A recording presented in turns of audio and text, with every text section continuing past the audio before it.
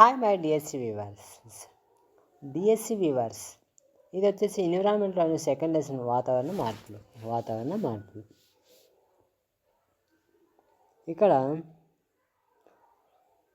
కార్తీక్ తన తండ్రితో తన మార్కెట్లో ఉన్న ఇంటికి తిరిగి వెళుతూ అకస్మాత్తుగా వర్షం మొదలైంది. ఇంతలో ఇద్దరు తడిసిపోయారు. అకస్మాత్తుగా వర్షం కార్తీక్ ఆశ్చర్యం కలిగించింది.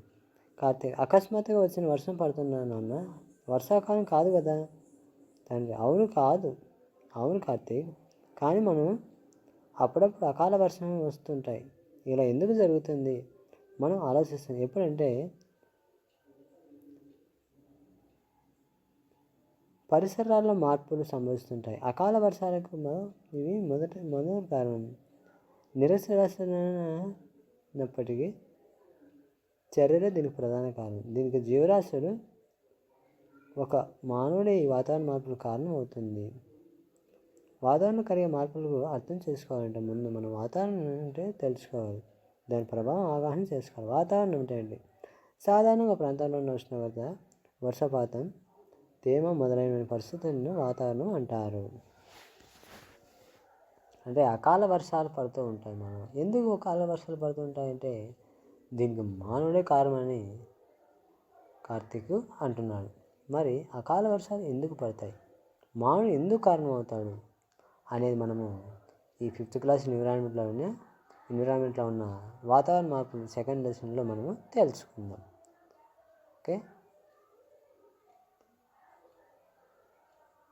అకాల వర్షాలు ఎందుకు,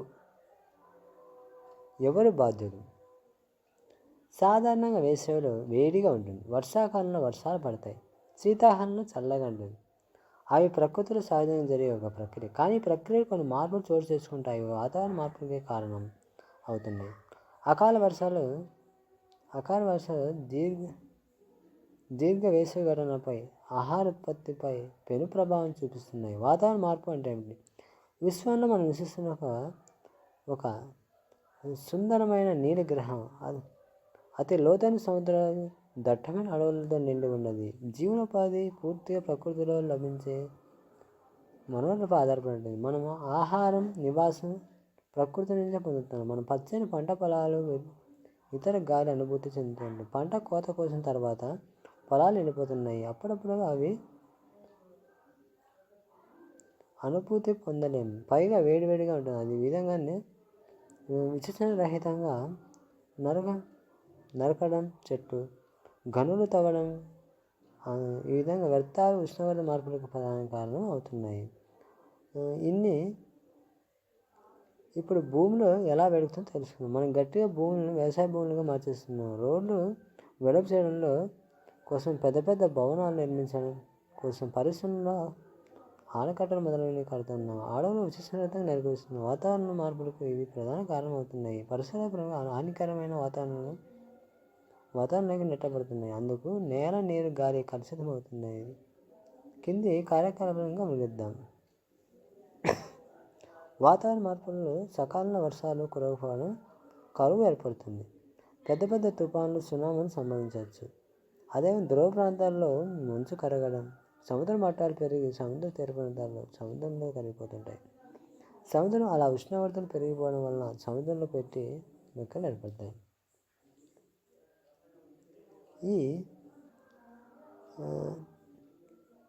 ఈ దుష్పరిమాణాలు మానవ స్వార్థపూరిత కార్యక్రమం వలన జరుగుతున్నాయి. మనం పరిసరాలు ఇవ్వకపోవడం ద్వారా కలుషితమై మనం నేరుగా సులభంగా కలిసిపోయే వ్యర్థాలు వాతావరణంలోకి విడిచిపెడుతున్నాం. హానికరమైన వాయువులు వేడి ద్వారా భూమికి కలుషితం చేస్తున్నాయి. ప్లాస్టిక్ పెన్నులు వాడకం వంటివి పర్యావరణ హితమా? ఈ మిత్రులతో కలిసి పరిసరాలలో ఉండే పారేసిన పెన్నుల కోసం వెతకండి. వాటి కోసం కొన్ని ఈరోజు మనం కూరలు, ఇతర ఆహార పదార్థాలను ప్లాస్టిక్ కవర్లలో తీసుకెళ్తున్నాం. కొన్ని ప్రాంతాలు వేడివేడి టీ కూడా ప్లాస్టిక్ కవర్లలో తీసుకెళ్తున్నాం. ఇవి ఆరోగ్యానికి అత్యంత ప్రమాదకరము. కాబట్టి మనం హానికరం కావడానికి డబ్బాలను వాడడం మంచిది. హానికరం కాని డబ్బాలు వాడడం. ప్లాస్టిక్ కప్పుల్లో వేడివేడి ద్రవాలు తాగడం, ప్లాస్టిక్ పేపర్లలో ఆహార పదార్థాలు తినడం ఆరోగ్యానికి హానికరం. మనం తినే పదార్థాల్లో వేడిని కొన్ని రసాయనాలు కరిగి మన శరీరంలోకి ప్రవేశిస్తాయి. వార్తాపత్రిక కరిగి పొట్లాలు కడుతుంటారు. ఇది చాలా ప్రమాదకరం. వేడికి ఆ వార్తాపత్రికలు ముద్రణకు వాడిన ఇంకో ఆహార పదార్థాలకి అవసరమవుతుంది. అదే సాధారణంగా మనం వాడి పడేసిన పెన్నులు ప్లాస్టిక్ కవర్లను పారేస్తుంటాం. అవన్నీ కూడా ప్లాస్టిక్తో తయారు చేయబడి ఉన్నాయి. ప్లాస్టిక్ ఎప్పటికీ విచ్ఛిన్నం కాదు కానీ కాలువలో చెరువుల్లో వీటిని కలుషితం చేస్తున్నాయి. ప్లాస్టిక్ కవర్లో ఉన్న కాబట్టి వార్తాపత్రికలో వచ్చిన వార్తాపత్రికలను చదవండి. ప్రశ్న సమాధానం. ఈ వార్తాపత్రిక దేనికి సంబంధించి? ఈ సంఘటన కారణం ఏమైంది? మనం నివసిస్తున్న భూమి రోజుకు వేడెక్కుతుంది. దీనికి ప్రధాన కారణం గ్లోబల్ వార్మింగ్ అంటున్నాం. వాతావరణంలో పెరిగిపోతున్న వేడి అప్పుడప్పుడు అడవులు కాలిపోతూ ఉంటాయి. దీనికి కారణం పెద్ద సంఖ్యలో జంతువులు చనిపోతున్నాయి, మొక్కలు గాలిలో నాశనం అవుతున్నాయి. ఈ విధంగా మీకు తెలుసా, ధనవంతులు ఎయిర్ కండిషనర్ రిఫ్రిజిరేటర్లు ఉపయోగించడం వల్ల వాతావరణ మార్పులు రిఫ్రిజిరేటర్లు పేదలకు గురవుతున్నాయి. అకాల వర్షం రోజువారీ కూలీలు అలా పైన మొదలైన ప్రజలు కరిగిస్తుంది. శీతల శక్తి కరుగుతున్న మార్పుల కాలంలో అభివృద్ధి చెందిన దేశాలు కూడా కారణం అవుతున్నాయి. ప్రభావంతో ఎక్కువ లోనవుతున్నాయి. అభివృద్ధి చెందిన మీకు తెలుసా, హరిత ప్రపంచం అడవుల్లో భూమి ఉపరితలం లాంటివి సకల జీవరాశుల మొక్కల్లో ప్రాథమిక ఆహార వనరులు. మనకు బతకడానికి అవసరమైన ఆహార పదార్థాలు, అదే ఇంధన నివాసం మొదలైన వాటిని ఇస్తాయి. మొక్కలు వర్షాలు ఇస్తాయి. అదేవిధంగా పక్షులకు జంతువులకు ఆవాసాలు కలిగిస్తాయి. మొక్కలు ఈ విధంగా సఫలతను కాపాడుతూ ఉంటుంది. అడవుల నరికివేత, చెట్లను నరికివేయడం ద్వారా ఆ అడవులు నాశనం అవుతున్నాయి. మొక్కలు కాపాడడానికి నువ్వు ఏం చేస్తావు?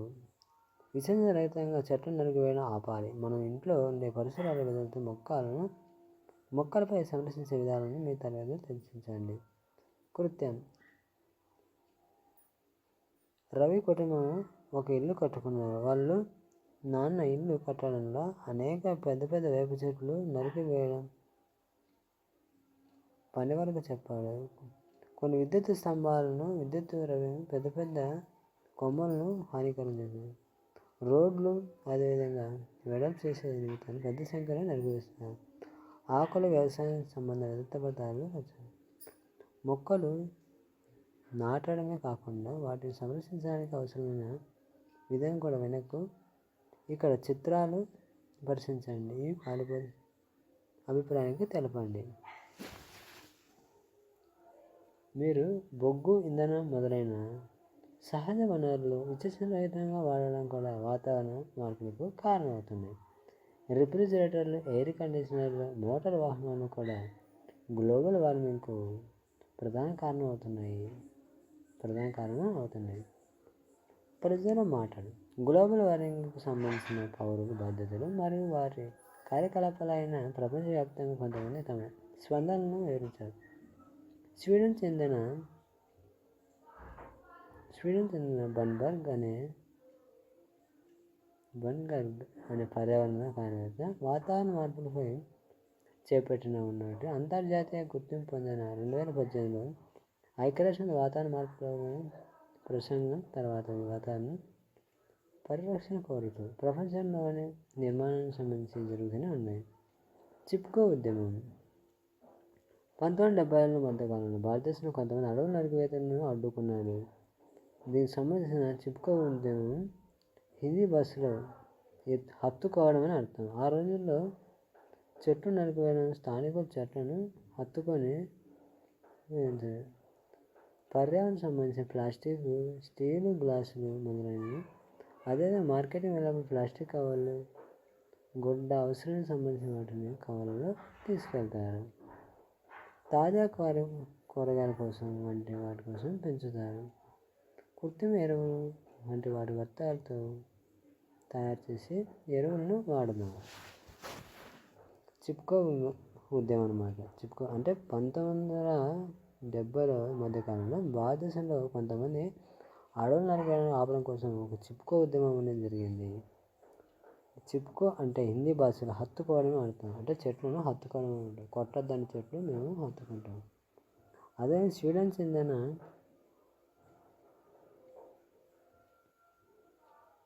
బర్న్బర్గ్ అనే పర్యావరణ కార్యకర్త వాతావరణ మార్పులపై ఉద్యమం అంతర్జాతీయ గుర్తింపు పొందిన 2018లో ఐక్యరాజ్యసమితిలో వాతావరణ మార్పులకి మన పండుగల పర్యావరణ సమస్యలను వినాయక చవితి వారు ఏప్రిల్ ప్లాస్టిక్ పంపిస్తే వినాయక విగ్రహాలు నిమజ్జనం చేస్తారు. దీనివల్ల నీరు కలుషితమవుతుంది. దీనిలోని జీవరాశుల తీవ్ర ప్రభావంపై సంబంధించి లేదు. దీపావళి నూతన సంవత్సర సందర్భాలు సంప్రదాయబద్ధంగా వెలిగిద్దాం. టపాసులు కాల్చి వేస్తాం. పునర్వినియోగం చేసుకోగలిగే సౌకర్యాన్ని మంచి అలవాటుగా ఉందాం. పండుగల పిల్లల భోజనానికి అరిటాకులను వాడదాం. ప్లాస్టిక్ ప్లేట్లను వాడడం నివారిద్దాం. అదేవిధంగా ఏది పర్యావరణ రహితం. రవి, రాజు మరియు రమేష్లు మిత్రులు వారి ఒక క్షేత్రపడానికి వెళ్ళారు. వారు ఇంటి వద్ద ఉన్న భోజనాన్ని తీసుకెళ్లారు. తెచ్చుకున్నప్పుడు వారు ఆహార పదార్థాలు రవి స్టీల్ ప్లేట్లలో తింటే రాజు ప్లాస్టిక్ ప్లేట్లలో, రమేష్ అరిటాకులో తిన్నాడు. కింది వాటి పర్యావరణ రహితం కానివి ఏవి ఎందుకు?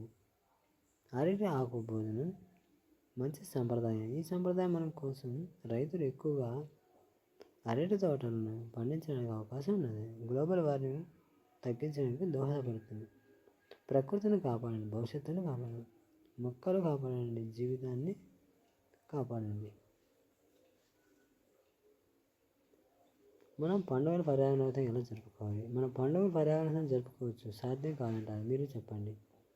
దీపావళి నూతన సంవత్సర సందర్భంగా సాంప్రదాయమైన దీపాలను వెలిగిద్దాం. టపాసులు కాల్చివేయడం మానివేద్దాం. వినాయక చవితి నాడు ప్లాస్టిక్ అంటే ప్యారిస్లో చేసిన విగ్రహం ప్లాస్టర్ ఆఫ్ ద ప్యారిస్ చేసిన విగ్రహాలను నీటిలో నిమజ్జనం చేస్తుంది. దీనివలన నీరు కలుషితం అవుతుంది.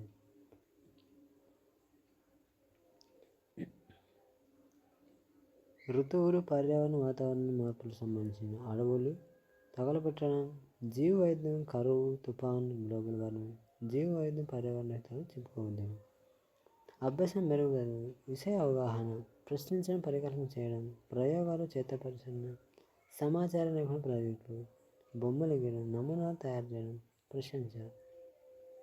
విషయ అవగాహన అంటే వాతావరణ మార్పు అంటే ఏమిటి? ప్రశ్నించడం పరికల్పన. మీ గ్రామంలో ప్రజలు శ్వాసకోశ సంబంధించిన వ్యాధితో బాధపడుతున్నారు. దీనికి కారణం ఏమిటో మీరే ఊహించండి. ప్రయోగాలు, చిత్రపరణ. ఇంటిలో చెత్తను తొలగించబడే విధంగా ఒక నివేదిక తయారవుతుంది. సమాచార నిర్వహణ ప్రాజెక్టు. మీ గ్రామంలో ప్లాస్టిక్ సీసాలు, గ్లాసులను బదులు స్టీల్ గ్లాసు వాడే సంబంధాన్ని సేకరించండి.